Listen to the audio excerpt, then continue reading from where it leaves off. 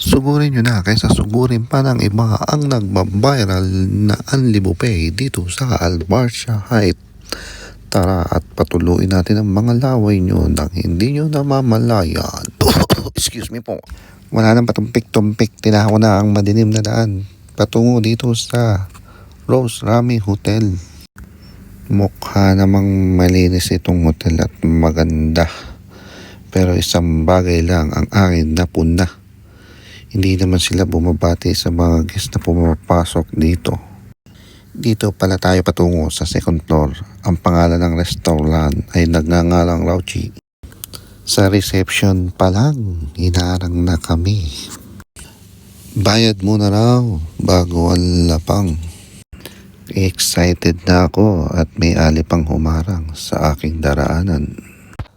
Maayos at maganda naman ang setup ng kanilang buffet. Walang iniwan para kang umattend ng kasalan. Organize siya, may kanya-kanyang lugar para sa mga inumin. Pagdating naman sa kanin at ang kanilang ulam na walang kasing sarap sa itsura pa lang. Sa pulkang diet ka. Pakiramdam ko sa mga oras na ito ay nasa Pilipinas lang ako. Lalo na at kasama sa menu ang kanilang lechong kawani na baboy.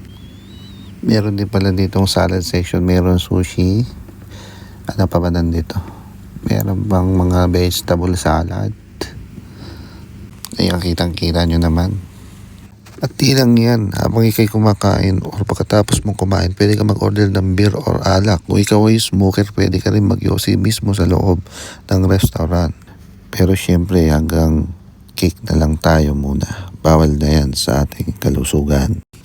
Eto pa, pagpasok ko sa CR, pwede ka pang mag-photoshoot habang umiihi.